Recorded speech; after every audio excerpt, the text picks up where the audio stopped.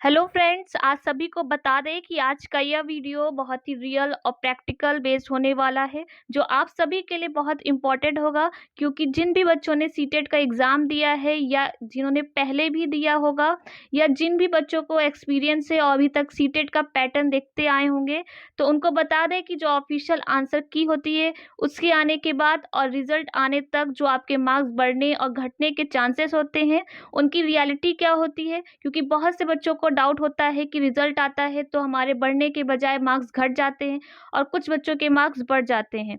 तो मैं आज आपके साथ शेयर करने वाले हैं। जैसा कि आप लोग देख रहे होंगे, 2 कमेंट दिए गए हैं, जिसमें पहला कमेंट हमारे जनरल कैटेगरी का है, पेपर 2 का, जिसमें कहा है कि हमारे मैथ्स और साइंस में हमारे 88 हैं, तो हमारा जनरल कैटेगरी है, पास हो सकते हैं या नहीं।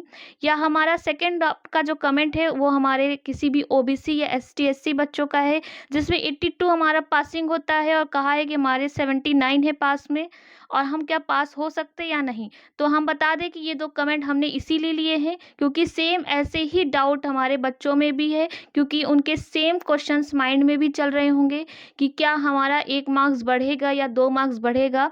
तो हम इस मैसेज के यानी इस कमेंट के थ्रू आपको क्लियर करेंगे कि क्या हमारी पूरी रियलिटी होती है, कैसे डिपेंड करता है मार्क्स बढ़ने और घटने पर। सबसे पहले हम आपको यही क्लियर करेंगे कि आप किसी भी कैटेगरी से बिलोंग करते हो, चाहे वह आपकी ओबीसी हो, जनरल हो या एसटी एससी हो, आप किसी भी कैटेगरी से हो, तो आपके जो मार्क्स बढ़ने और घटने का जो प्रोसेस होता है वो सभी के लिए कॉमन होता है।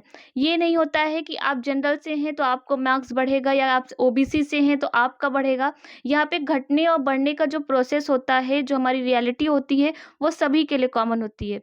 बाकी जो हमारे बच्चों का डाउट है कि पेपर 1 में कैसे हमारे मार्क्स बढ़ेंगे या नहीं, या पेपर 2 में कैसे बढ़ेंगे, तो यहाँ पे आपको हम क्लियर वो चीज़ करेंगे। बाकी जिनको कैटेगरी से आपको बिलोंग करते हैं और उसके प्रोसेस पे आप सोच रहे हैं, तो वहाँ पे ऐसा कुछ नहीं, वहाँ पे सबके लिए कॉमन प्रोसेस होता है।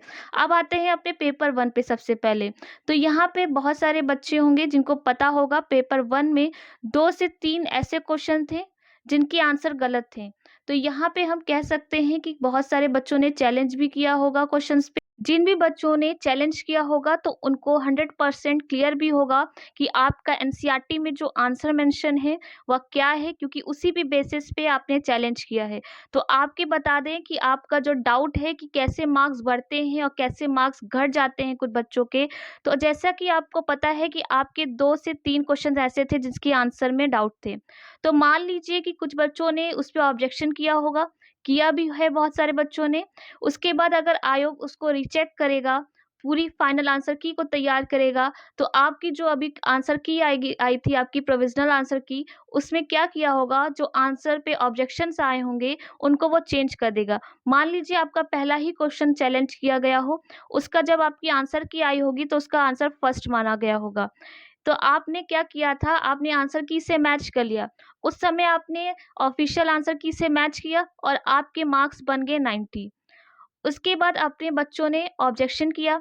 ऑब्जेक्शन करने के बाद जब आयोग ने फाइनल आंसर की निकाला, तो उन्होंने अपने आंसर में चेंजेस कर दिए। यानी कि ऑब्जेक्शन वाले क्वेश्चंस को उन्होंने देखा, देखा कि बच्चों ने सही कहा है, उन्होंने सही ऑब्जेक्शन किया है, उनका चैलेंज बनता था इस क्वेश्चंस पे, तो उन्होंने अपना आंसर जो फर्स्ट का पहला था उसको चेंज करके उन्होंने क्या कर दिया, सेकंड कर दिया।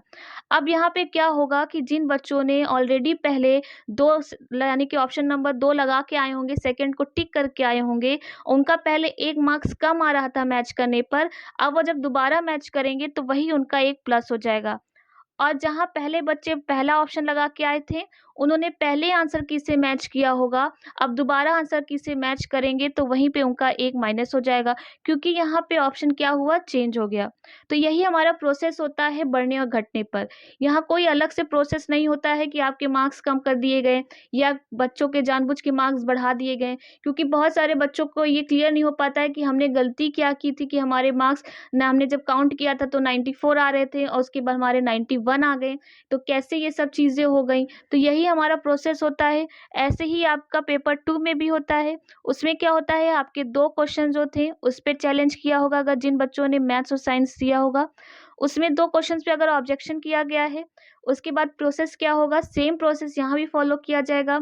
सबसे पहले क्या होगा कि जब बच्चे अपनी आंसर की को प्रोविज़नल से मैच किए होंगे, तो यहाँ पे भी बच्चों के जो ओबीसी के होंगे, मान लीजिए आपका 82 मार्क्स बन रहा था और आपने किस क्वेश्चंस को मैच किया, मान लीजिए आपने 5th क्वेश्चन का सेकंड ऑप्शन करा के आपने मैच कर लिया और उस समय आपकी आंसर की में भी सेकंड आंसर दिया गया था।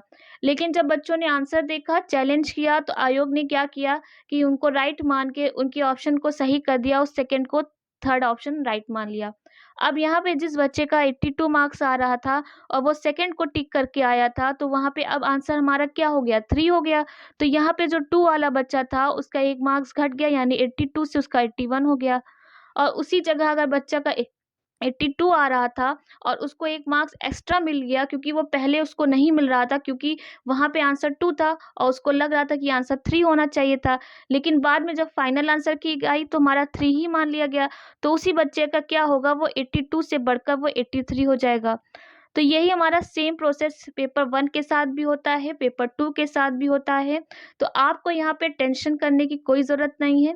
जिन भी बच्चों को लग रहा है कि वो बॉर्डर पे हैं, यानी कि जो 80 पे हैं, 81 पे हैं, या जो जनरल पे हैं, 91 पे हैं, 90 पे हैं, और जो बच्चे 93 पे हैं, उनको लग रहा है कहीं 1 मार्क्स हमारा घट ना जाए, तो बस आप इस पे फ़ोकस करिए कि आपके जो क्वेश्चन चैलेंज किए गए हैं, क्या आपने चैलेंज किए क्वेश्चंस के जो राइट आंसर आप बच्चों को लग रहा है कि एनसीईआरटी में जो दिया गया है वो राइट है या नहीं, या आपकी जो आंसर की प्रोविजनल आई है, यानी कि जो आयोग ने निकाली थी उसके हिसाब से आपके मार्क्स बन रहे हैं। तो आप इन 2 आंसर की को मान लीजिए कि पहला आंसर की आपका क्या हुआ, जो प्रोविजनल आंसर की आई थी आपकी आयोग की, उसके आंसर्स को, और आफ्टर चैलेंज के बाद आपके वो क्वेश्चंस को आंसर चेंज करके आप उसके नंबर्स को काउंट करिए और दोनों को मैच करिए कि आपके पहले कितने मार्क्स आ रहे थे और बाद में कितने मार्क्स आ रहे हैं, तो आपके सारे डाउट्स क्लियर हो जाएंगे। तो यहाँ पे जिन भी बच्चों को लग रहा है उनके मार्क्स घटेंगे या बढ़ेंगे, तो यहाँ पे कोई डाउट नहीं है।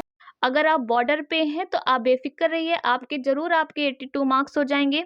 अगर आप बहुत ही पीछे हैं, जैसे 3-4 मार्क्स का सोच के चल रहे हैं, तो आपसे यही कहेंगे कि आप आने वाली आप सीटेट की तैयारी करिए, क्योंकि अभी भी आपके पास बहुत सारे मौके आएँगे।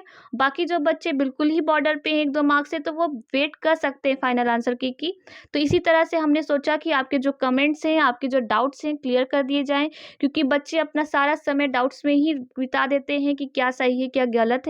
तो ऐसे ही कोई डाउट्स हो तो आप कह सकते हैं, और शिक्षक भर्ती से कोई भी अगर इम्पोर्टेंट अपडेट आएगी तो आपको बता दिया जाएगा। बस आप चैनल से जुड़े रहिएगा, लाइक, कमेंट, शेयर करना ना भूलिएगा। आज के लिए आपको थैंक यू।